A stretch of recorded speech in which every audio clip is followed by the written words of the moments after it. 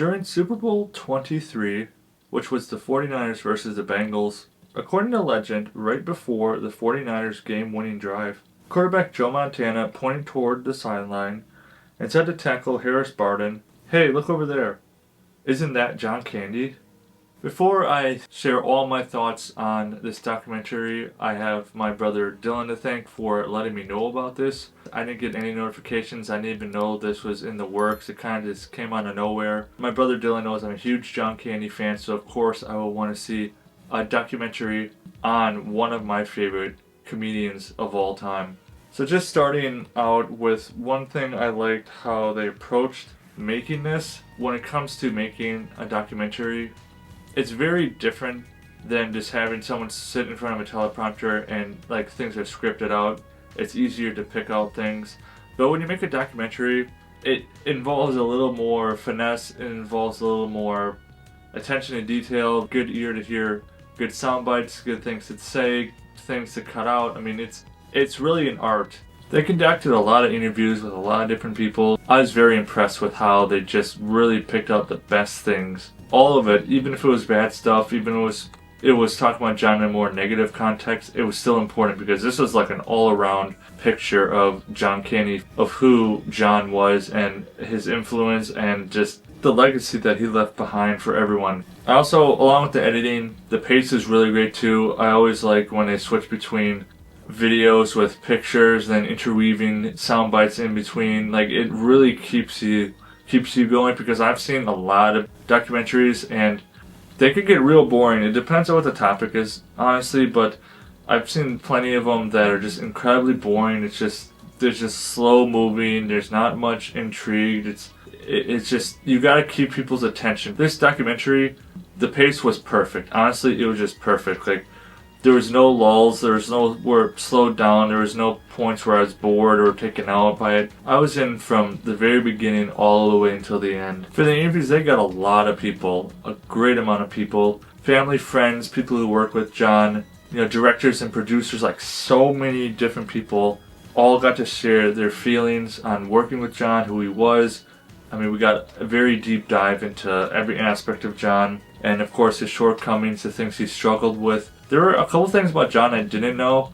I didn't know that about his father. I didn't know his father passed away when John was 5. And then I also didn't know how it affected John. His family never talked about his father. And then John had just this crippling anxiety later on in life, just always wondering who's going to die next. Like, that was some pretty big trauma for him.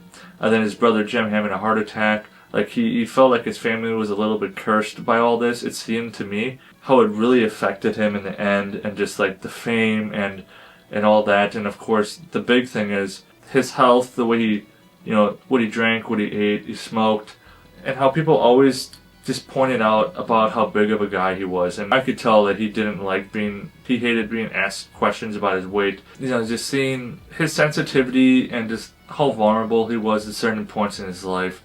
When it came to that, there's a lot of stuff to talk about John. The last thing I think anybody, including him, wanted to talk about was how he took care of himself, his daily activities, his weight. Like, that is the last thing on his mind. I mean, I really do wish that he would have taken better care of himself. He would have been smarter with some decisions. That's just the way it happened to go, unfortunately. He said he was happy the way he was, right? You can have all the advice in the world to give to someone, but the thing is, they have to take your advice. And John didn't want anybody's advice. John was happy with who he was. He liked who he was, which was mainly like the heartfelt moments is like when he really talked to people about who he is, and he wasn't ashamed of who he was. And, I gotta respect John big time for just being okay with that. I expected this to be a super emotional documentary because I kind of view him as like just a big teddy bear. Like, he may be a little intimidating with his size, but like when you talk to him and when you get to know him and all that, like, you can see like this guy is just a genuine, amazing person that was gone way too soon. And there were a few times throughout the documentary that, man, I was tearing up. Like, I don't get emotional very often watching movies, TV shows, anything. But I knew this would be kind of a tough watch for me just because I knew some stuff about John and his life and how it ended, that it was pretty sad at the end. is really hard for his family and his friends to watch him go down this path. He was very vulnerable. He was just in a very bad spot in his life. I didn't know that about when he was sitting, like how he went out. He was sitting up in his hotel room reading the Bible, and in the documentary it said he was looking for home. Like he was looking for some encouragement, some support, some anything, any kind of words to just give him hope, to help him push through what he was struggling with. I really wish he would have dealt with some of the stuff a little bit more. He just knew who he was, and he knew when he needed and when he didn't want. You know, people may have disagreed with him on how he approached everything, but it was his life. He lived his life the way he wanted to. I mean, that's all any of us can do, right? But man, this documentary was just so good. I'm so happy I saw it. I finally got to see it. I highly recommend check this documentary out right now. It's on Amazon Prime. So for John Candy, I Like Me, I'm going to give it an 8.5 out of 10 Mudflaps. Remember, leave me a thumbs up and drop in the comments below. What's your favorite John Candy movie? See you soon.